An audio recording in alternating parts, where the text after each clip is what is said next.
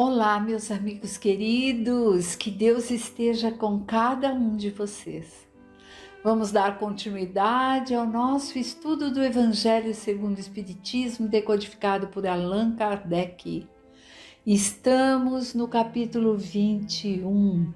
Haverá falsos cristos e falsos profetas. Mas vamos iniciar com o Pai Nosso. Pai nosso que estás no céu, santificado seja o vosso nome. Venha a nós o vosso reino, seja feita a vossa vontade, tanto na terra quanto no céu. E o pão nosso de cada dia dai-nos, ó Pai, hoje e sempre.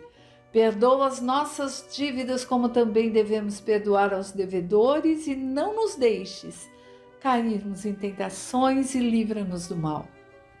Que assim seja, com a graça de Deus Pai. Bem, meus amigos, nós estamos aqui vendo sobre esse título, né, de falsos cristos e falsos profetas, e vimos muitas coisas já, né, que profeta ali no sentido evangélico, no sentido cristão, é aquele que vem ensinar o evangelho, que vem transmitir os conhecimentos do evangelho. E quantas confusões haviam anteriormente, porque a palavra profeta também tinha a ver ali com dizer o futuro, né? E por vezes os profetas conseguiam, porque tinham ali a mediunidade e conseguiam, através dos espíritos que os acompanhavam, prever alguma coisa, falar alguma coisa. Então havia-se essa confusão, mas que o objetivo é do esclarecimento, é do evangelizar, o de mostrar ali todo esse trabalho, né, que Jesus Cristo veio aqui para colocar em prática, o amor em prática, para que aprendamos também com ele. E nós só vamos poder nos dizer evangelizados de verdade quando o Evangelho fizer parte do dia a dia nosso, né? Quando na prática ali nós pudermos representar os ensinamentos de Cristo que estão contidos no Evangelho. Porque se não for assim, nós não somos evangelizados. Nós conhecemos o Evangelho. Eu estou aprendendo, começando a conhecer e tentando colocar em prática no dia a dia. É uma tentativa diária, é uma busca diária. É o lembrar ali na hora que alguém pisou no meu calo. Epa, o que eu estou aprendendo? Ah, tá. Então não vou agir com 7 pedras nas mãos. Não é isso. É saber se colocar, é pensar antes de falar. Nós vimos isso também aqui nesse capítulo, né? Porque se a gente solta tudo ali, é como se a gente solta aquilo que carrega. E aos pouquinhos, conforme formos ali nos contendo nas nossas dificuldades como seres humanos, como espíritos que somos, mas que carregamos aqui encarnados, ainda aqui nesse planeta físico, né, que é para aprendermos mesmo, nós vamos estar colocando como somos. Então, para sermos evangelizados, temos sim que sabermos e pormos em prática, colocarmos ali o evangelho em prática, né? Aí, pegando esse próprio gancho, né, esse gancho aí do evangelho, por vezes a gente fala assim, nossa, Silvia, qual é a sua religião? Ah, eu sou espírita. Será que eu sou espírita? Eu frequento há muito, muito tempo o Centro Espírita União, amo, minha família está ali. Minha família de laços, assim que procuro nem tentar lembrar de quantas encarnações, mas todos estamos ali. Por vezes vamos encontrando alguns novos que estão se achegando, né? Mas eu sou espírita, eu estou buscando ser espírita, porque para eu ser espírita mesmo eu tenho que aprender também o que o espiritismo Me coloque, não é prender na palavra, não é ficar aqui papagaiando, falando do evangelho só para vocês, não é isso. É colocar em prática aquilo que o Espiritismo coloca como ensinamento. Amai a Deus sobre todas as coisas e ao próximo como a ti mesmo, né? É tão fácil da gente entender isso, mas na hora de pôr em prática, por vezes a gente fica ali titubeando. Fala, será? Então são coisinhas simples, mas que dia a dia vamos aprendendo com a graça de Deus Pai. E para continuarmos nesse aprendizado, vamos lá? Chega de blá blá blá, dona Silvia. Vamos começar as instruções dos Espíritos, desse Evangelho do capítulo 21, né? Os falsos profetas, Luiz Bordeaux, 1861.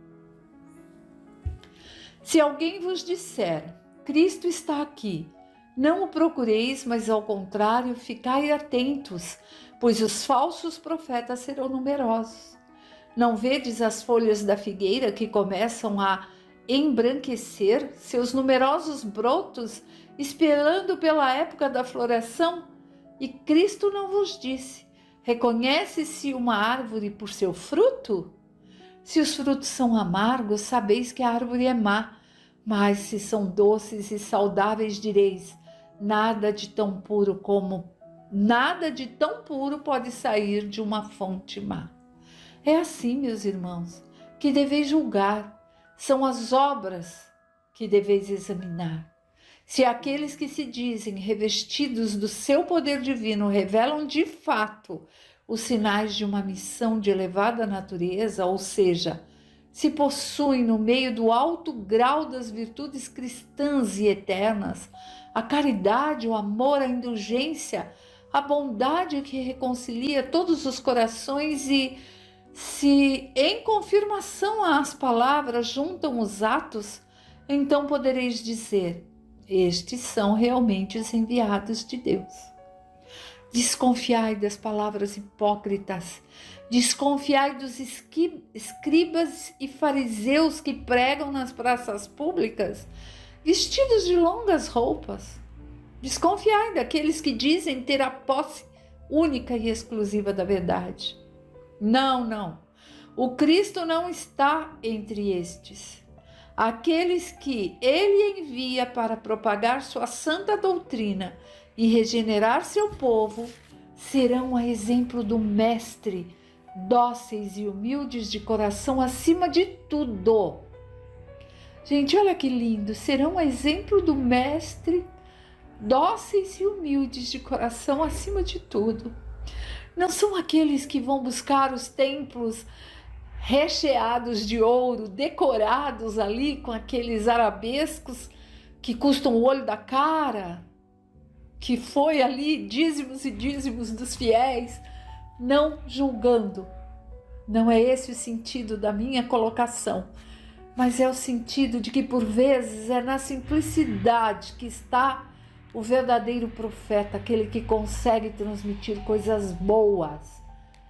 Não precisa de nada de ostentação para transmitir o que Jesus veio ensinar, pois que ele sempre foi simples, humilde e não orgulhoso. Aqueles que devem, por seus exemplos e seus conselhos, salvar a humanidade que corre para a perdição e se desvia por caminhos tortuosos, serão, acima de tudo, modestos e humildes. Todo aquele que revele o menor sinal de orgulho, fugir dele como uma praga contagiosa que corrompe tudo que toca. Lembrai-vos de que cada criatura traz na fronte, mas sobretudo nos seus atos, a marca de sua grandeza e de sua decadência. Cada um de nós trazemos em nós ali, né? A nossa marca daquilo que somos, ou da nossa grandeza como seres morais e espirituais e da bondade, ou da nossa decadência, do nosso orgulho, da nossa vaidade, da nossa arrogância. Ide, meus filhos bem-amados, marchai sem vacilações, sem segundas intenções, no caminho abençoado que vós empreendestes. Ide, avançai sempre sem temor, afastai corajosamente tudo aquilo que poderia impedir vossa marcha em busca do objetivo eterno. Viajores, ficareis atento pouco tempo mais nas trevas e nas dores que na provação, se deixardes seus corações caminharem para essa doce doutrina que vem vos revelar as leis eternas e satisfazer todos os anseios de vossa alma com relação aos desconhecidos. Desde já podeis dar corpo a essas esperanças fugidias dos vossos sonhos e que, de pouca duração, podem apenas deliciar vosso espírito sem nada dizer ao vosso coração. Agora, meus bens amados, a morte desapareceu para dar lugar a um anjo radiante que conheceis, o anjo do reencontro e da reunião. Agora que bem cumpristes a tarefa que o Criador vos deu, não tendes mais nada a temer de sua justiça, pois Ele é o Pai e perdoa sempre os seus filhos desgarrados que clamem por misericórdia. Continuai e avançai sem cessar, que vossa bandeira seja o progresso, do progresso constante em todas as coisas, até que chegueis, enfim, ao final feliz da jornada, em que vos esperam todos aqueles que vos antecederam. Bem, meus irmãos, aqui nós vimos, com essa primeira instrução de Louis Bordeaux, em 1861, desse espírito, que ele está nos falando, nos mostrando ali sobre o ensinamento espírita naquela época, que já estava sendo desvendado, para tomarmos cuidado, não nos deixarmos levar, por aqueles que julgam ter a posse da verdade, não nos deixarmos levar pela grandiosidade dos templos, nem pela ostentação que muitos querem colocar sobre os mais humildes para buscarem ser reconhecidos e não para passar o verdadeiro evangelho. Nós estamos aqui nesse planeta, Terra, lindo, maravilhoso,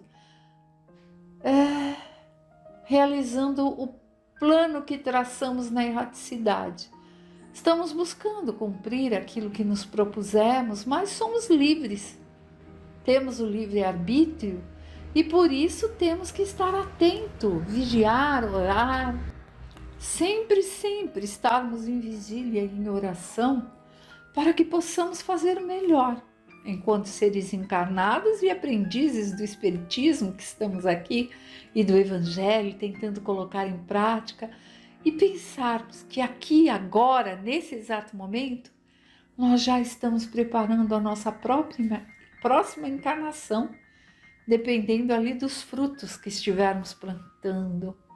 Estaremos também aqui, estamos, não é estaremos nos dias vindouros e agora, no agora, estamos semeando um pouquinho do que estamos aprendendo, para que quando estivermos na pátria espiritual, essas sementes germinem naqueles seres tão amados que ficarão aqui e que estarão aprendendo sobre os ensinamentos de Jesus.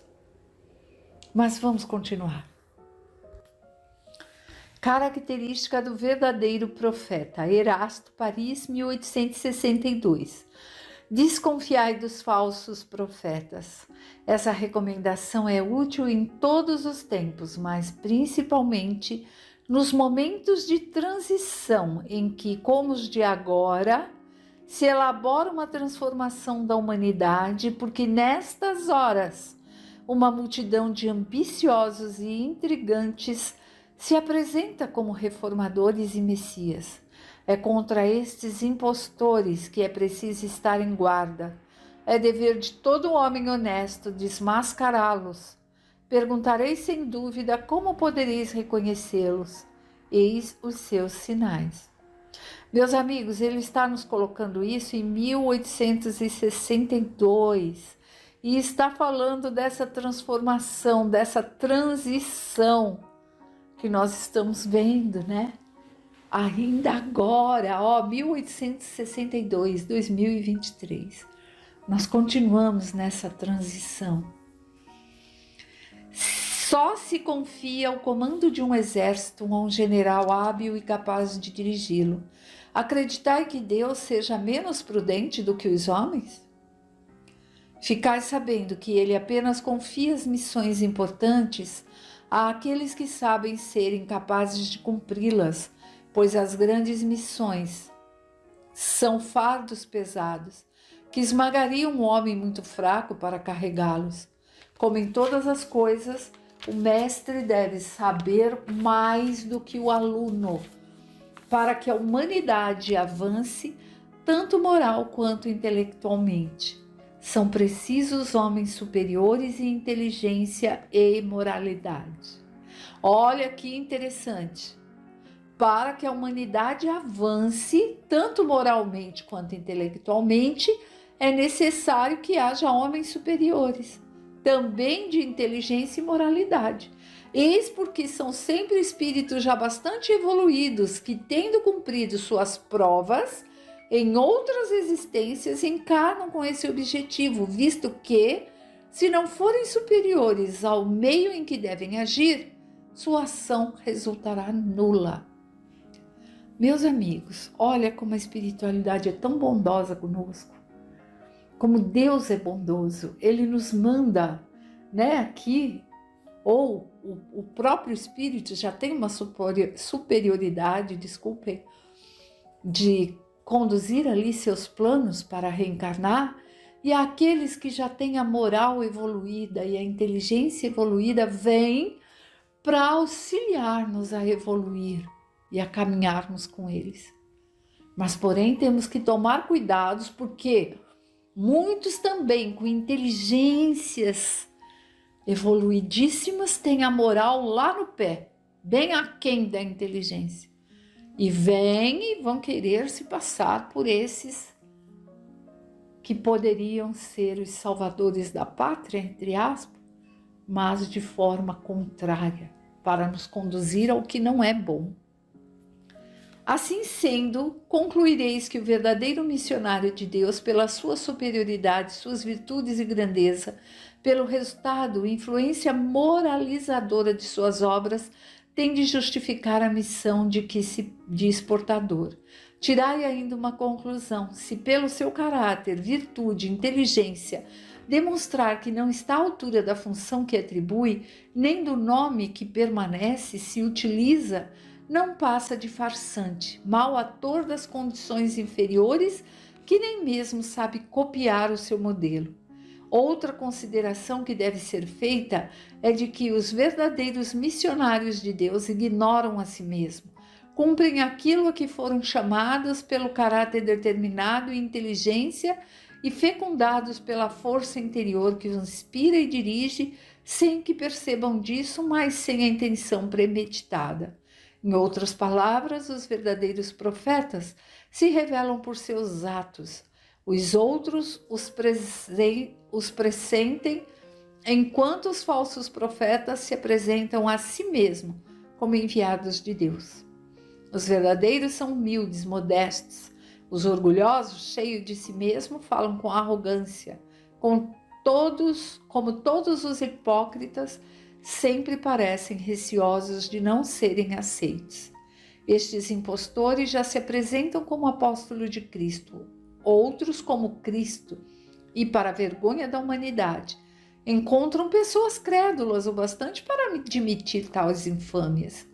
Uma consideração bem simples, no entanto, que deveria abrir os olhos ao mais cego é que, se Cristo reencarnasse na Terra, que viria com todo o poder de suas virtudes, a menos que se admita que seria um absurdo que ele tivesse degenerado. Portanto, da mesma maneira que dirardes de Deus um único de seus atributos, não o terias mais como Deus, se tirardes uma só da virtude de Cristo, também não o terias como Cristo. Aqueles que se apresentam como Cristo têm como ele todas as suas virtudes? Eis a questão. Observai-os bem, sondai-os pelo pensamento e atos que praticam e verão que, acima de tudo, as qualidades distintivas do Cristo, a humildade e a caridade, lhes faltam. Mas ao contrário que tem o que ele não tinha, ambição e orgulho. Observai que há sempre em diferentes países muitos pretensos cristos, como há muitos pretensos Elias, João, São Pedro, e que necessariamente não podem ser verdadeiros. Ficais certos de que são pessoas que exploram a credulidade e acham cômodo viver às custas daquele que os ouvem.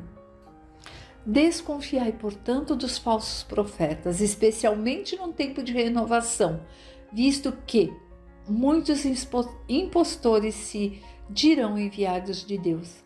São os que procuram satisfação de suas vaidades na terra, mas uma terrível justiça os espera.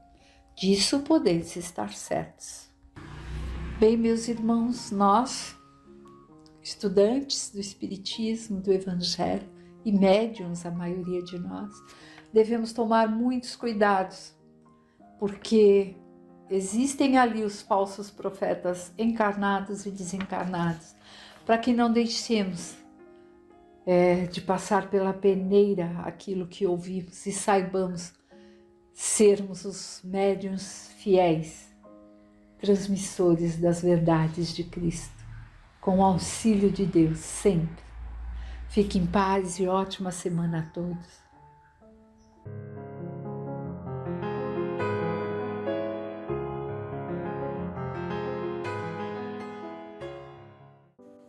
Vamos lá, companheiros, sempre rogando a Deus, nosso Pai, e a Jesus o amparo para a leitura, a reflexão e o aprendizado de hoje. Estamos no Livro dos Espíritos, por Allan Kardec. Estamos no livro 2º, capítulo 4, Pluralidade das Existências. No último encontro, finalizamos lendo o item 6, Sexo nos Espíritos. No finalzinho, Kardec nos traz a seguinte nota: os espíritos encarnam-se homens ou mulheres porque não têm sexo. Como devem progredir em tudo, cada sexo, como cada posição social, oferece-lhes provas e deveres especiais e novas ocasiões de adquirir experiências. Aquele que fosse sempre homem só saberia o que sabem os homens. Antes de passarmos para o item seguinte, vamos aprofundar um pouquinho mais a nossa reflexão sobre esse tema. Vamos nos utilizar do livro Evolução em Dois Mundos, pelo Espírito André Luiz, psicografado pelo nosso Chico Xavier, onde há a excelente descrição, como diz André Luiz, da rota de nossa multimilenária romagem no tempo. Sabemos, através do estudo da doutrina, que tudo se encadeia na natureza divina, do átomo ao arcanjo, como se diz. Para o irmão que não teve ainda a oportunidade de estudar esse livro, a qual nos referimos, Evolução em Dois Mundos, então é uma ótima leitura para o entendimento de nós mesmos e da grandiosidade de Deus e da sua obra. Mas nós vamos aprofundar um pouco indo ao capítulo 18 desse livro referido, que fala sobre sexo e corpo espiritual. O capítulo vai estar na íntegra no site e nós vamos pegar um pouquinho à frente o item Origem do Instinto Sexual. André Luiz nos diz: todas as nossas referências às semelhantes peças do trabalho biológico nos reinos da natureza objetivam simplesmente demonstrar que, além da trama de recursos somáticos, a alma guarda a sua individualidade sexual intrínseca, a definir-se na feminilidade ou na masculinidade, conforme os característicos acentuadamente passivos ou claramente ativos que lhes sejam próprios. A sede real do sexo não se acha dessa maneira no veículo físico, mas sim na entidade espiritual em sua estrutura complexa. E o instinto sexual, por isso mesmo, traduzindo amor em expansão no tempo, vem das profundezas para nós ainda inabordáveis da vida, quando agrupamentos de mônadas celestes se reuniram magneticamente umas às outras para a obra multimilenária da evolução, ao modo de núcleos e eletrões de tessitura dos átomos, ou dos sóis e dos mundos nos sistemas macrocósmicos da imensidade. Por ele, as criaturas transitam de caminho a caminho, nos domínios da experimentação multifária, adquirindo as qualidades de que necessitam. Com ele vestem-se da forma física em condições anômalas, atendendo a sentenças regeneradoras na lei de causa e efeito ou cumprindo instruções especiais com fins de trabalho justo. O sexo é, portanto, mental em seus impulsos e manifestações, transcendendo quaisquer impositivos da forma em que se exprime, não obstante reconhecermos que a maioria das consciências encarnadas permanecem seguramente ajustadas à sinergia mente-corpo, em marcha para a mais vasta complexidade do conhecimento e emoção. Próximo item, evolução do amor.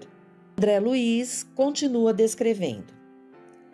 Entretanto, importa reconhecer que à medida que se nos dilata o afastamento da animalidade quase absoluta para a integração com a humanidade, o amor assume dimensões mais elevadas, tanto para os que se verticalizam na virtude, como para os que se horizontalizam na inteligência. Nos primeiros, cujos sentimentos se alteiam para as esferas superiores, o amor se ilumina e purifica, mas ainda é instinto sexual nos mais nobres aspectos, imanizando-se às forças com que se afina em radiante ascensão para Deus. Nos segundos, cujas emoções se complicam, o amor se requinta, transubstanciando-se o instinto sexual em constante exigência de satisfação imoderada do, entre aspas, eu. De conformidade com a psicanálise, que vê na atividade sexual a procura incessante de prazer, concordamos em que uns, na própria sublimação, demandam o prazer da criação, identificando-se com a origem divina do universo, enquanto que outros se fixam no encalço do prazer desenfreado e egoístico da autoadoração. Os primeiros aprendem a amar com Deus. Os segundos aspiram a ser amados a qualquer preço. A energia natural do sexo, inerente à própria vida em si, gera cargas magnéticas em todos os seres pela função criadora de que se reveste, cargas que se caracterizam com potenciais nítidos de atração no sistema psíquico de cada um e que, em se acumulando, invadem todos os campos sensíveis da alma, como que a lhe obliterar os mecanismos outros de ação, qual se estivéssemos diante de usina reclamando controle adequado. Ao nível dos brutos ou daqueles que lhes renteiam a condição, a descarga de semelhante energia se efetua indiscriminadamente através de contatos, quase sempre desregrados e infelizes, que lhes carreiam em consequência a exaustão e o sofrimento como processos educativos. Próximo item: poligamia e monogamia. O instinto sexual, então, a desvairar-se na poligamia, traça para si mesmo largo roteiro de aprendizagem, a que não escapará pela matemática do destino que nós mesmos criamos. Entretanto, quanto mais se integra a alma no plano da responsabilidade moral para com a vida, mais apreende o impositivo da disciplina própria, a fim de estabelecer, com o dom de amar, que lhe é intrínseco, novos programas de trabalho que lhe facultem acesso aos planos superiores. O instinto sexual nessa fase da evolução não encontra alegria completa senão em contato com outro ser que demonstre plena afinidade, porquanto a liberação da energia que lhe é peculiar, do ponto de vista do governo emotivo, solicita compensação de força igual na escala das vibrações magnéticas. Em semelhante eminência, a monogamia é o clima espontâneo do ser humano, de vez que dentro dela realiza naturalmente, com a alma eleita de suas aspirações, a união ideal do raciocínio e do sentimento, com a perfeita associação dos recursos ativos e passivos, na construção do binário de forças, capaz de criar não apenas formas físicas para a encarnação de outras almas na Terra, mas também as grandes obras do coração e da inteligência, suscitando a extensão da beleza e do amor, da sabedoria e da glória espiritual que vertem constantes da criação divina. Item seguinte: alimento espiritual. Há, por isso, consórcios de infinita gradação no plano terrestre e no plano espiritual, nos quais os elementos sutis de comunhão prevalecem acima das linhas formológicas do vaso físico, por se ajustarem ao sistema psíquico antes que as engrenagens da carne em circuitos substanciais de energia.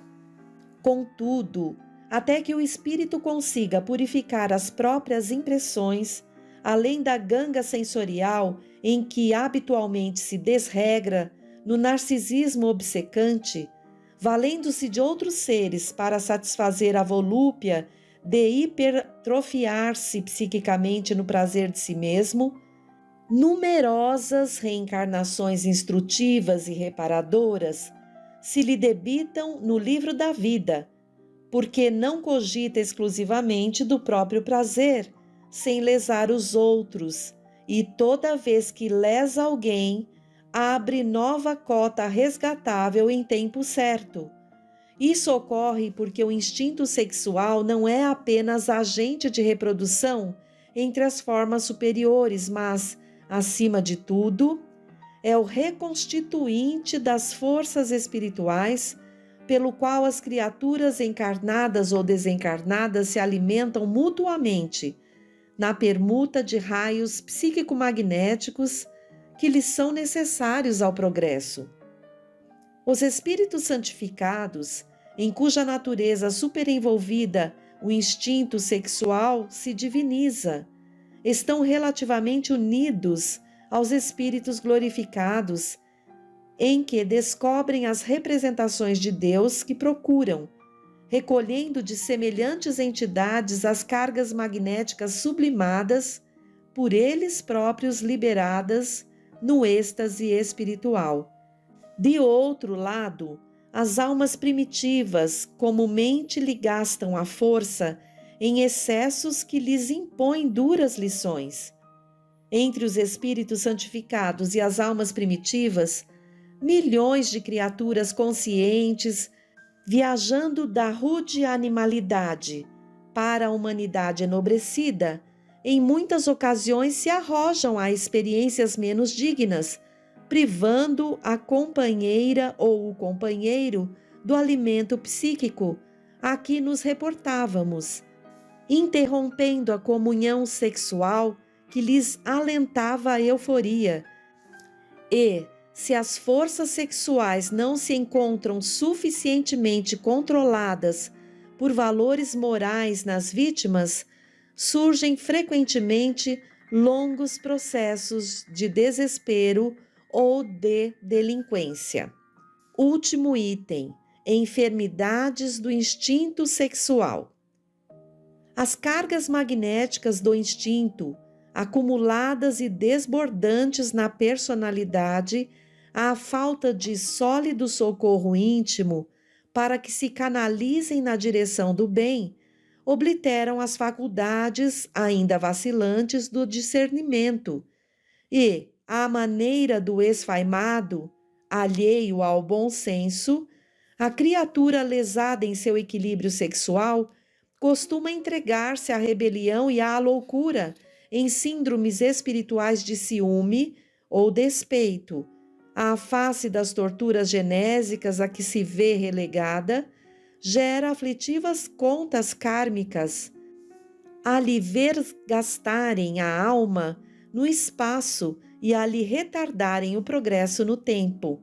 Daí nascem as psiconeuroses, os colapsos nervosos decorrentes do trauma, nas sinergias do corpo espiritual, as fobias numerosas, a histeria de conversão, a histeria de angústia, os desvios da libido, a neurose obsessiva, as psicoses e as fixações mentais diversas que originam na ciência de hoje as indagações e os conceitos da psicologia de profundidade, na esfera da psicanálise, que identifica as enfermidades ou desajustes do instinto sexual sem lhes oferecer medicação adequada, porque apenas o conhecimento superior, gravado na própria alma, pode opor barreiras à extensão do conflito existente, traçando caminhos novos à energia criadora do sexo, quando em perigoso desequilíbrio. Desse modo, por semelhantes rupturas dos sistemas psicossomáticos, harmonizados em permutas de cargas magnéticas afins, no terreno da sexualidade física ou exclusivamente psíquica, é que múltiplos sofrimentos são contraídos por nós todos no decurso dos séculos, porquanto, se forjamos inquietações e problemas nos outros, com o instinto sexual, é justo venhamos a solucioná-los em ocasião adequada, recebendo por filhos e associados de destino, entre as fronteiras domésticas, todos aqueles que constituímos credores do nosso amor e da nossa renúncia, atravessando muitas vezes padecimentos inomináveis para assegurar-lhes o refazimento preciso.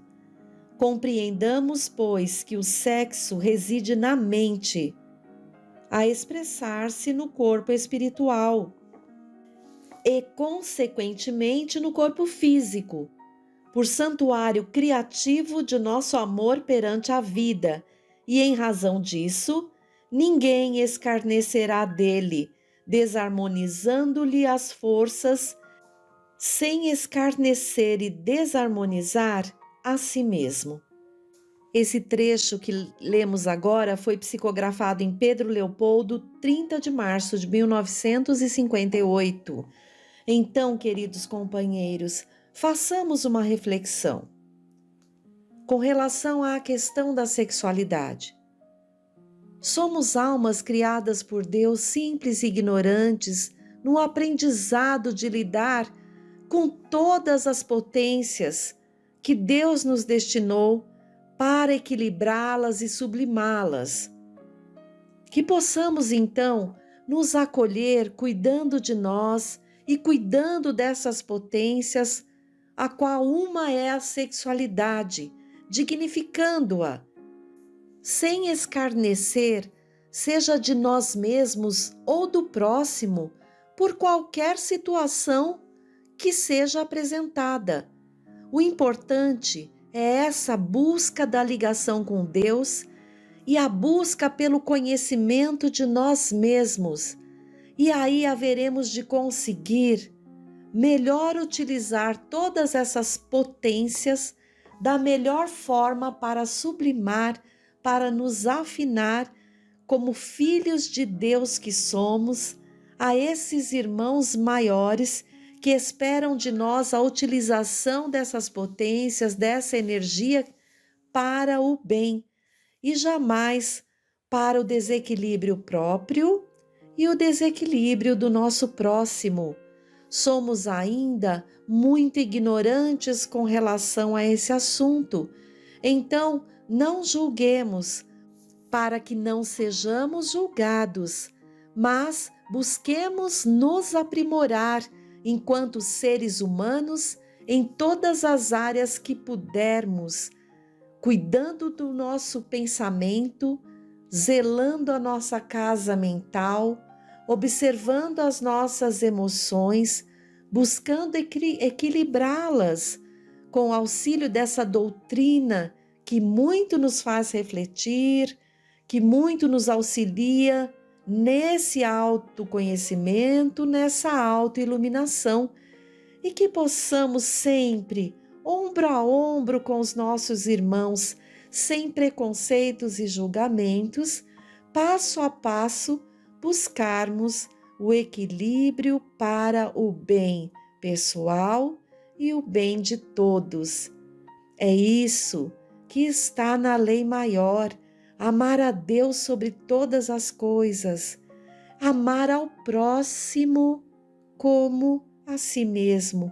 Então, queridos, vamos nos acolher, vamos acolher ao próximo, vamos confiar em Deus e em Jesus sempre. Até o nosso próximo encontro.